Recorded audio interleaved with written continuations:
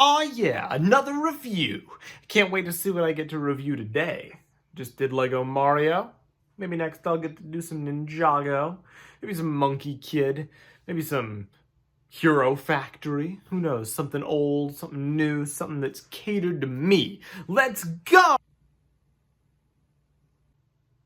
Oh. I don't know how I'm gonna do this. I don't know the first thing about space shuttles. I'm not qualified for this.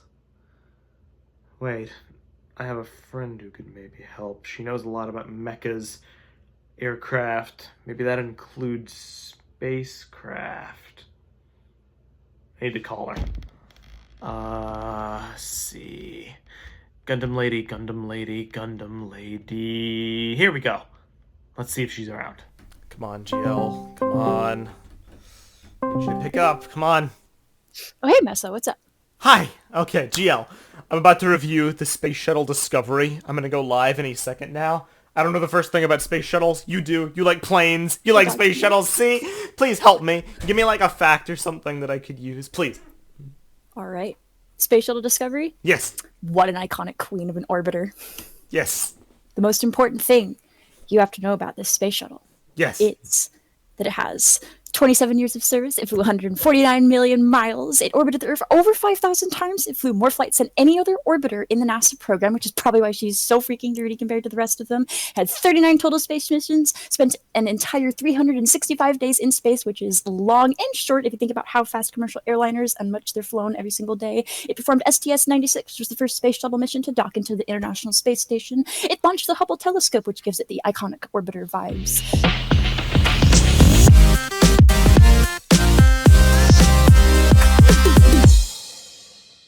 149 million miles flown. Hi guys. Thank you very much for joining me for this LEGO set review.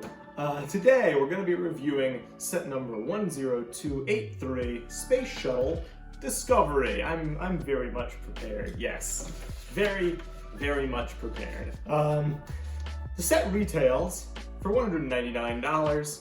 Will be coming out on April 1st, 2021, and has 2,354 pieces.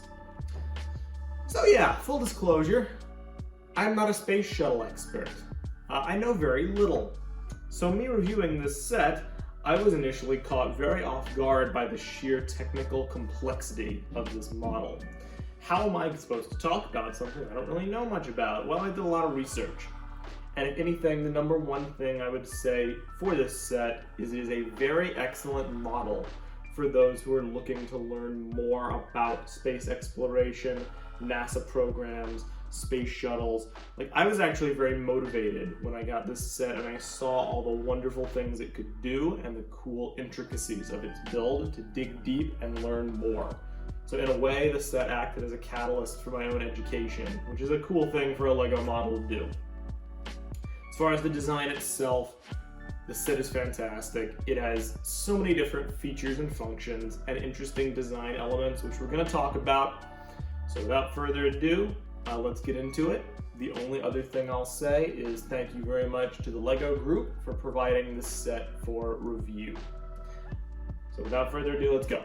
Let's talk about Space Shuttle Discovery and the Hubble telescope. The Space Shuttle Discovery set is comprised of two major components: the Discovery Shuttle itself and the Hubble Space Telescope. For the purposes of keeping things moving, we're going to talk about the Hubble first. The Hubble telescope, for me, is the greatest surprise of this set. They didn't have to include it, but they did, and it works excellently as a companion piece to Discovery. It sits alongside the model, or can be docked inside of it, more on that later. It features this really cool plate that has some facts about the Hubble, namely its launch date of April 24th, 1990, its launch mass of 24,490 pounds, its velocity of 4.72 miles a second, and its deploy altitude of 350 miles. All really cool, noteworthy facts. The design of the telescope itself is very cool. It's adorned with these rounded silver plates that give it this very unique circular look that is very appropriate for the design of the telescope and very unique as a model. It's very smooth, it's very rounded, it has excellent shaping, and I love that about it. The front cap flips open to reveal the telescope underneath that actually takes the images, and I think that's really cool. It also features these communication antennas on the top and the bottom, which can extend outwards or fold back up inwards depending on how you want to orient them. And I think that's a cool little feature as well. Adds for some dynamic posing. Perhaps the thing that is most unique about the design of the Hubble are the gold foil solar array panels that kind of extend outwards. These can be reconfigured on a hinge joint to have different things. They can be spun around to orient themselves in different ways. Unfortunately, as cool as these solar arrays are, and they're of course very important, as you can see, they can be kind of annoying to pose properly and align with each other because of the way they're attached to the frames. They just kind of plug in on each of the four corners, and for someone that really cares a lot about making sure things line up, it can be pretty annoying trying to get them to perfectly line up and be even with each other. A minor nitpick, but one that I do think deserves mentioning. Overall, the Hubble is a fantastic component of this set, but it is merely a side piece. We will return to it later, but for now, let's take a look at the Space Shuttle Discovery. The Discovery is an absolutely massive build. It is easily one of the largest LEGO space builds ever, as well as one of the most detailed and accurate. As someone who does not know that much about space shuttles, I got immense satisfaction out of doing research about the Discovery and seeing just how accurate this model is. Everything was done to recreate the design as well as the functionality of the Discovery down to the most minor of details, and I personally find that commendable, both from an exterior perspective and an interior one. Just like the Hubble, Discovery features a display stand as well as a little plaque of information about the Discovery. The display stand is really cool and sturdy, and it needs to be to accommodate the weight of the shuttle itself, make sure it doesn't, crumble. And the plaque has a lot of useful info, namely the wingspan, the number of launches, the dates the Discovery was active, its velocity, max altitude, number of Earth orbits, and the total time and space, which were all really, really cool details that I did not know, and I found absolutely fascinating. The exterior shaping of the model is nothing short of outstanding. The smooth Technic panels that make up the cargo bay doors allow for a really, really cool aesthetic when contrasted to the more detailed designs of like the vertical tail, the wings, etc., etc. But it all comes together to form a very cohesive aesthetic that really, really works for the model. Exterior is only half of this set, because it has a robust set of functions as well. Starting on the back end of the shuttle, you can see how the rudder on the vertical tail can be opened up, as well as the orbital maneuvering system pods can kind of be opened as well. These pods can each contain an engine, and they help the Discovery move around. And you can open them up to kind of see the internals of the build here, and some of the Technic contraptions that enable some of the functions. So that's cool just to be able to look inside, and you can fold the pods right back up like so, to keep the overall silhouette intact. That's not all the surprises the back of the Discovery has, though. If we twist it around to the back, you can see the Discovery's engines, both large and small. Noticeably, the top middle engine acts as a function, and when you twist it, it causes the elevons on the back of the wings to raise and lower accordingly with which direction you twist. This is an added little bit of functionality that really helps with the realism of the model. The front of the Discovery is also full of secrets. If you lift up this top portion, it reveals the bottom layer of the cabin, the mid-deck. And when you look down into the mid-deck, you can see a few interesting things, namely the lockers for the crew members, space for the 5th crew member, and some control panels. The crew cabin, the upper portion, displays more seats in their proper configurations, as well as even more control panels, specifically for the flight and robotic arm. one more cool function before we get to the interior of the Discovery. This little panel back here, if you press it inwards, and it takes a little bit of grip to do it right, you can cause the landing gear to actually pop out. 2 wheels in the back, 1 wheel in the front. And these wheels work very well. They can actually get some really good movement, as we're going to demonstrate. So we're going to pick it up from the display stand here, set it down on this table, and you can see that it doesn't just move when you make it move, it actually can get a decent amount of distance as well if you want to, rev it up and just let it go. Why you'd want to do that a lot necessarily, I don't know. Don't really want to risk damaging your 2,000 piece set by driving it all around, but if you want to, it has that functionality, and I think that's really, really cool. Here's the underneath of the shuttle. Nothing too remarkable, but you can see it's a pretty smooth design. You can see these slots where the wheels fit back into. When you want to collapse them back, they just fold right back up and click into place. And that works for all 3 of them, and then boom, good as new.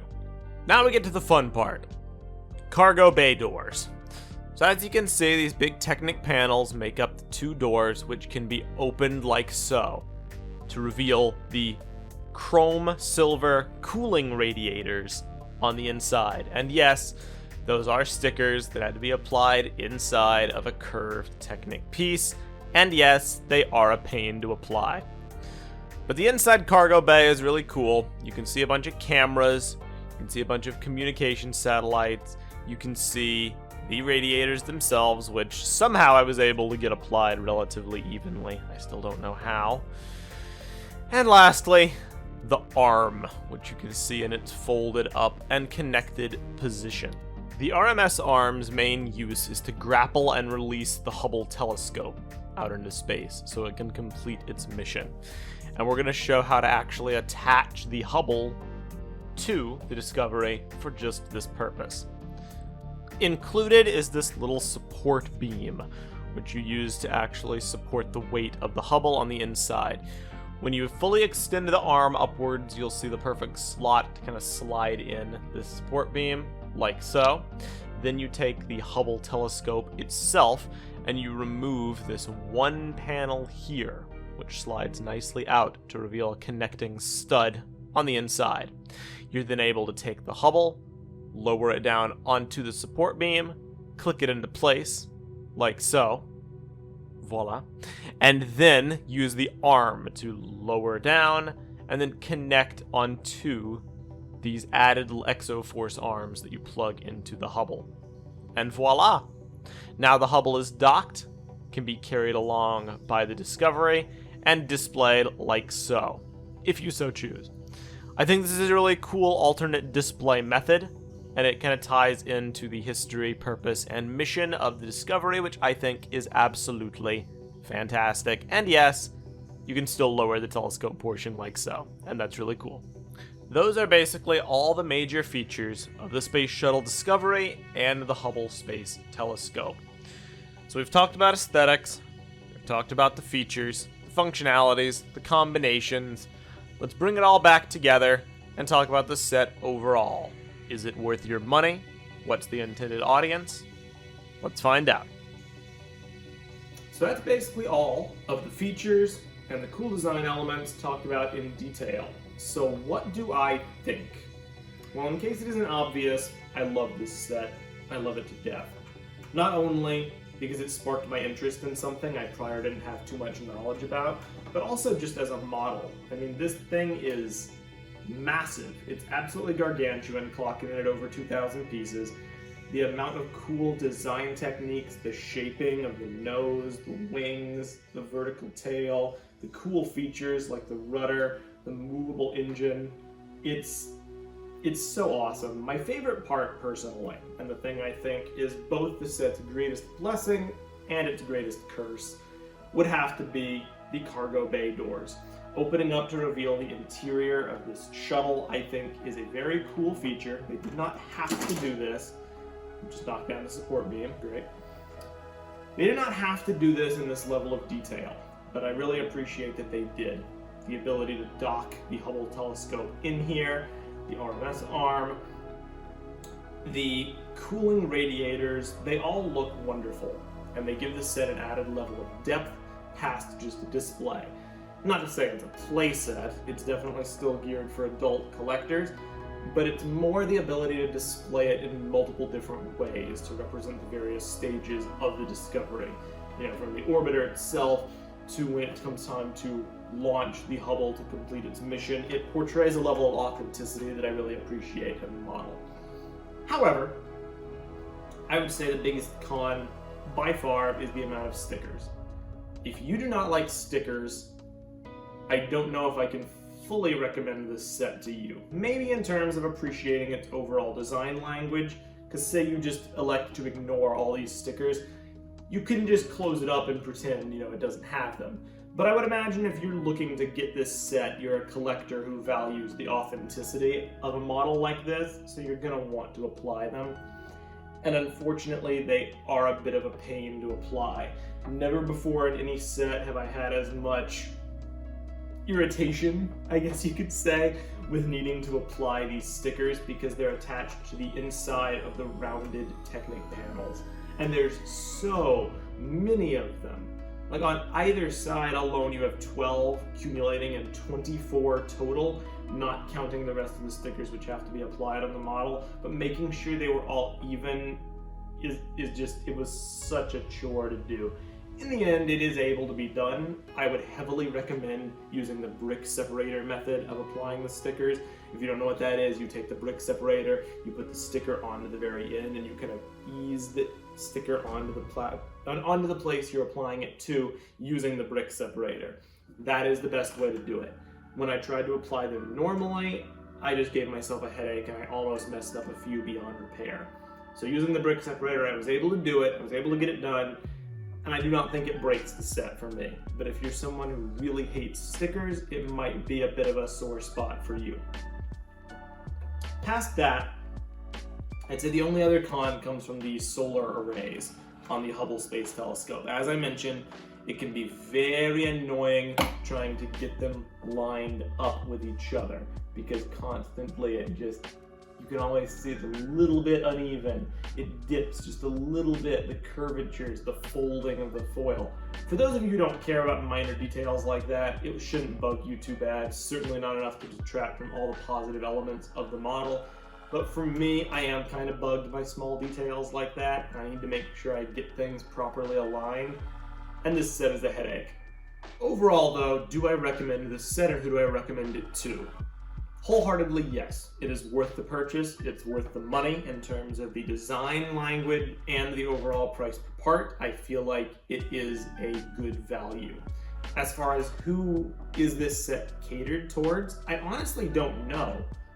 Obviously, one would assume hardcore space fans, people who love the history of the NASA program, who want to get their hands on an authentic replica.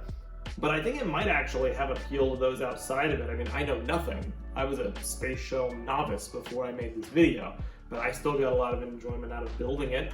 And as a model, the sheer scope, the size, the functionality, the shaping, the function, it's all great. So what I'll say is, if you're looking for a set at a large scale, but you're not necessarily super into buildings, like modular buildings, and you're not super into action themes or play sets, vehicles that have a bunch of play features designed for more younger audiences.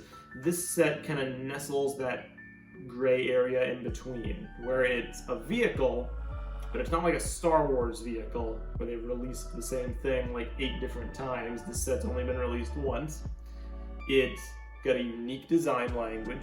It's based off a real thing. It's got some color variety, blacks, whites, grays, the chrome, the silver on the inside. It's got some cool things for everybody, I think, even just to appreciate it as a vehicle, let alone a real-life, authentic replica. So I'm very impressed by this set. I would recommend it to anyone looking for a unique LEGO set that kind of straddles the line between vehicle and collector model. This set has enough to appeal to both, and it makes for a fantastic display in your LEGO collection. What do you guys think? What do you think of the Space Shuttle Discovery? Leave your thoughts in the comments section below or on the TTV message boards at board.ttvchannel.com, and stay tuned for the next exciting LEGO video. I'll see you guys next time. Farewell.